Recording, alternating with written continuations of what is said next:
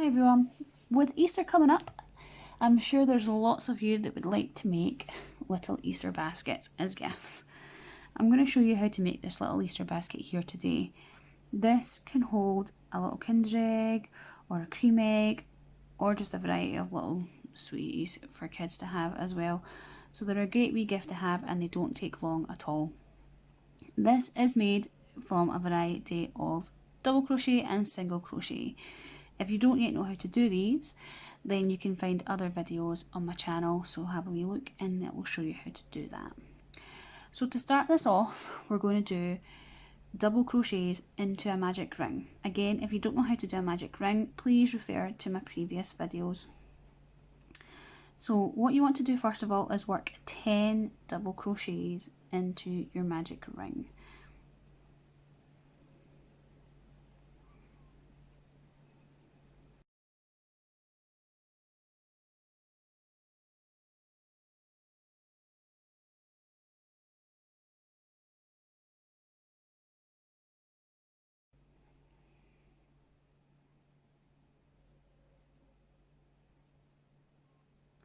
Okay, so now that you have done your 10 double crochets, you just want to pull your magic ring closed and close that off with a slip stitch on this first loop to close it off. If you normally work your tails in, which I do, at this point you'd want to have your tails over the top of your loops whilst you do your slip stitch, just to bring that up so that it holds it forward.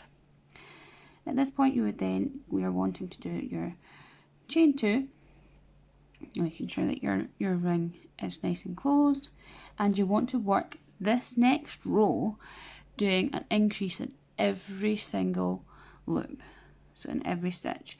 So that means you want to do 2 double crochets into each stitch all the way around this row, just like that. So you do 2 double crochets into each stitch and you do 2 again into this one. And again, if you're working your tail in, and always making sure that your needle goes in with your tail over the top. So you yarn over and then in your tail there, and that just closes that in nice and neat.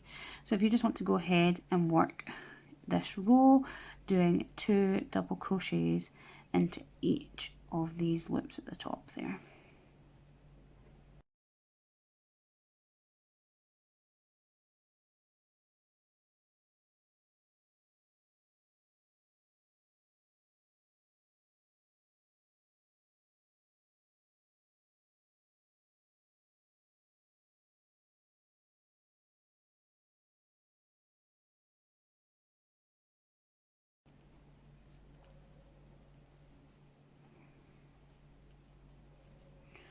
Alright, so now that we're at the end, we're wanting to join these 2 ends here with a slip stitch. At this point, I would keep my tail loose and I would just trim that off, because if you've sewn it in the whole way around, that will not come loose now. So you can just take that away and it stops it getting in the road. So now for this next row, you want to chain 2, because we're going to do more double crochet. And what you want to do now is you want to double crochet once into the next stitch, but you want to do an increase in the next. So you want to put 2 double crochets into each of the next stitch, and you want to follow that pattern the whole way around. So that's 1, then 2. So the third loop would have 1 and the fourth would have 2, and that would continue the whole way around. So if you just want to carry on and do that, working in the 1 then 2 pattern the whole way around.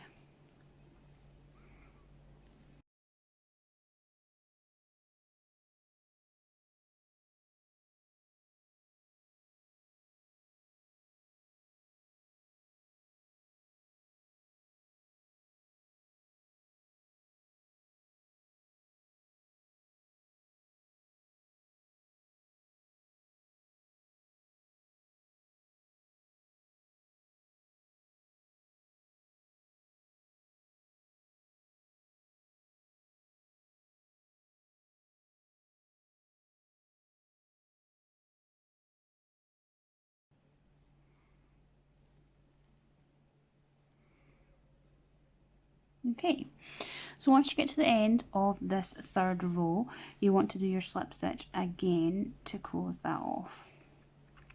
So at this point, this round, this is your base, is just a little bit thinner than I had wanted it to be.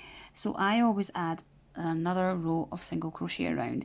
If you want yours to be slightly wider than this, then you can do another row of double crochet, or you can continue to as wide as you would like the base to be.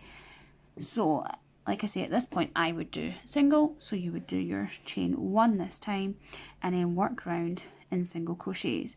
This time around you're going to do single crochet in the first 3 of this round, and then when it comes to your 4th loop you want to do an increase again, so do 2 single crochets. So again, if you were wanting to do this in double crochet, you would just do 2 double crochets in that. So then you would continue on in that pattern for this round, which would be 3 singles and then a single with an increase into the 4th.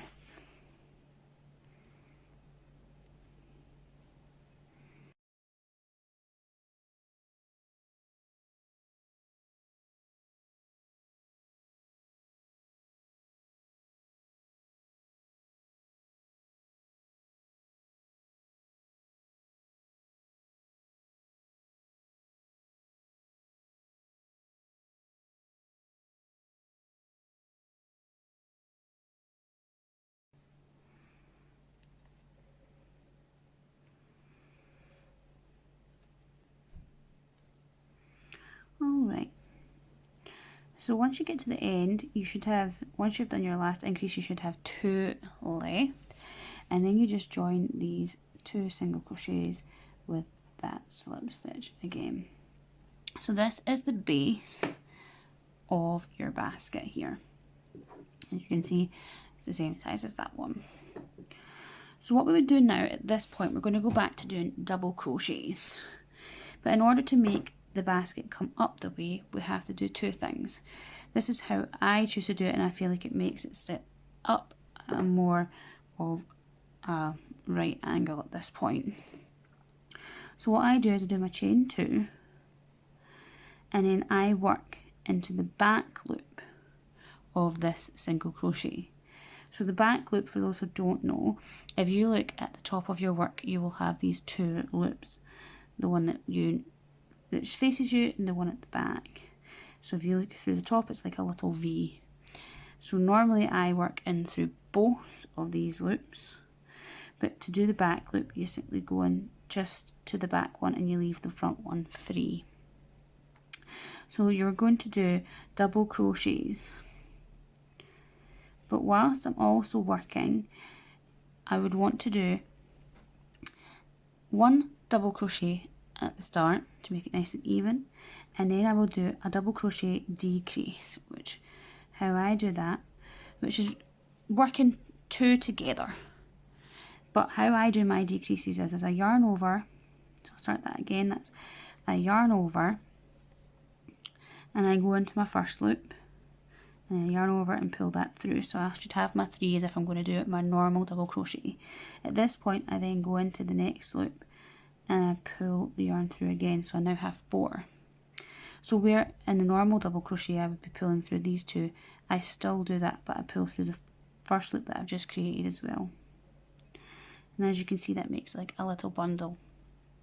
I find that those are hidden a lot better than most other decreases, but whichever way you do your decrease, it's fine. And then I yarn over and pull through. So as I want to do 2 of these decreases, I had to do it directly opposite. So I would work my double crochets until I was halfway, always into the back loop.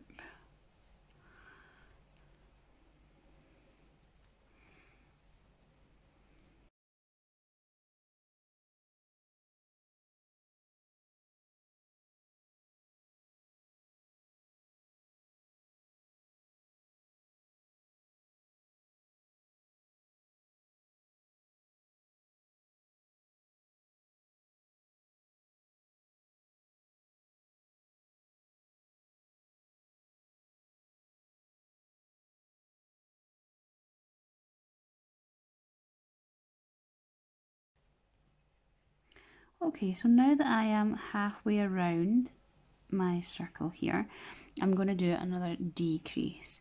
So again, that was yarn over and into my loop, yarn over and pull through as if I'm going to do a normal double crochet. But at this point I would then yarn needle into the next one, yarn over and pull it through so that I have the 4 loops. I would then yarn over and pull through 3, which makes it a nice neat little bundle. Yarn over and pull through, and there's my nice neat little decrease there. So then you just want to work double crochet around all the way to the end.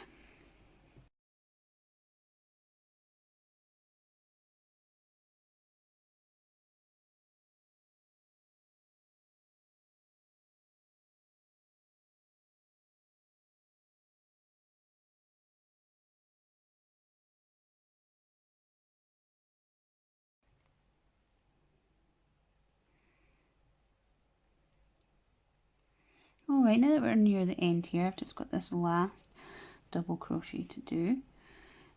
What you would do once you've completed all of your double crochets is you would just simply do your another slip stitch there to join these two. And then as you can see when you lay it flat, that's got a nice curve up here. So it gives this nice wee basket shape. Ready for you to just build that up. So what I have done for this one here is 5 rows, this being your first one. So you need to do an additional 4 rows of double crochet to build this in height. So always just doing your chain 2 and then your double crochets in. You do not need to do any more decreases or additions, you just need to continue working up. If you want this to be higher, you can do as many as you like. I always just find that this is the best size for the little eggs like Kinder eggs or cream eggs, but any lower and you might find that they fall out. So I would only ever recommend doing this small and just working higher if you choose to do so. So at this point, if you just want to continue on and work the rest of these rows, and then we can come back and get this little handle popped on when you're ready. So if you would like to pause the video, and then you can continue to work these double crochets until you have done your next 4 rows. Okay. So hopefully those last 4 rows were nice and simple for you. Now that you have done this, your basket here, up to the height, what we need to do is add on this little handle. Now there's 2 ways that you can do this. You can either cut your yarn free here and just double crochet a band and sew on at the sides, but what I like to do is never like taking my yarn off if I don't have to, is I just continue from here. So what I do for this length of handle here is I do a 25 stitch. So at this point what you're going to do is you're going to chain 25.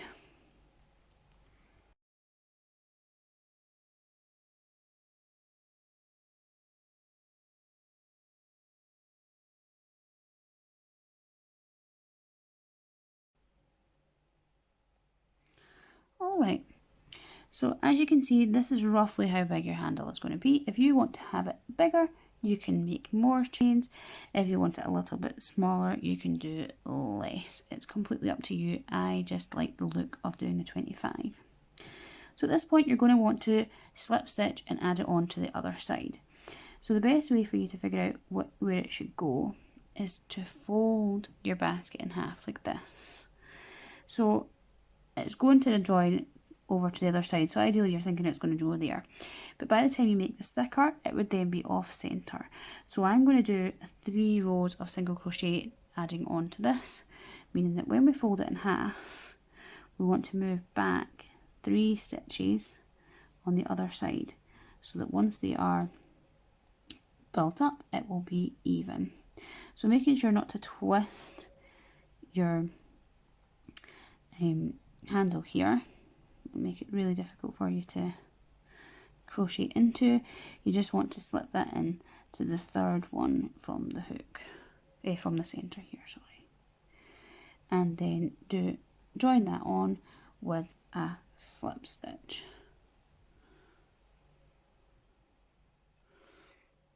Alright, so then what we would do at this point then is we'd have a wee look at this side here. So like I said, we wanted that to be off the centre because you're going to work back over it again. So at this point you would then, whilst you've still got this hook on here from your slip stitch, you just go into the next one and slip stitch again. Make that nice and tight. We're then going to single crochet the whole way across this band here. So without doing your chain, you just work straight in to the handle.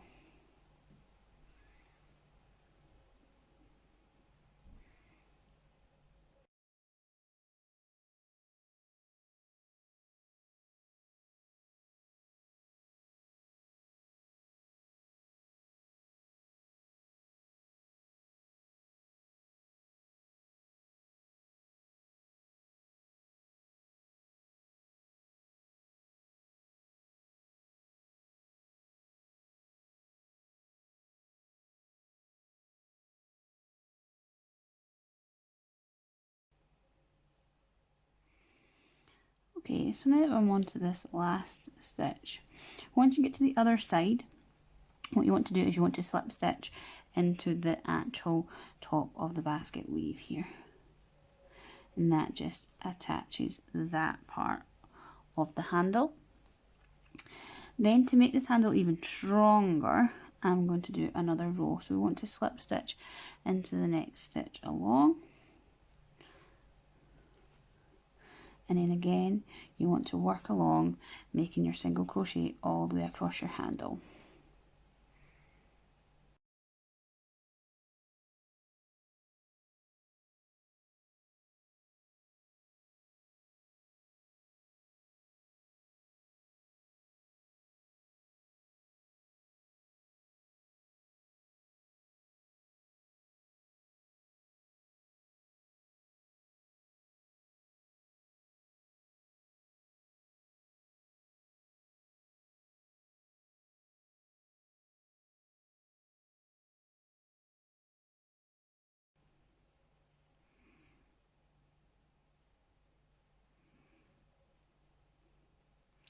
Alright, so now that I've worked into that last stitch there, I just want to attach this to the top by doing that little slip stitch again. So at this point now, you want to cut your yarn, leaving a nice long tail so that you can sew that in. I always yarn over and then pull it through. I just feel like that makes that close that little bit tighter and it's not going to come away. So then at this point, I always like to just double check that my handle is nice and even. So again, fold it in half and make sure that your handle joins there. The other way to do this is you can fold it in half and have your handle in the center, and you can count the stitches on either side and make sure that they're the same. Obviously, if it's not the same, we need to maybe unravel that and reassess where you've popped your first loop in. So then we'll get our little downy needle here and we'll sew in this end. So because I always yarn over and then close, I always just like to focus first of all on this initial bit here just to hide any wee bulbous ends where it's closed. And then you'll want to work your needle in one direction, gathering several pieces of the yarn, and then pull that through. And I always then go back on myself, making sure to skip some of the yarn that you were in the first time so that you don't just pull the yarn right back out.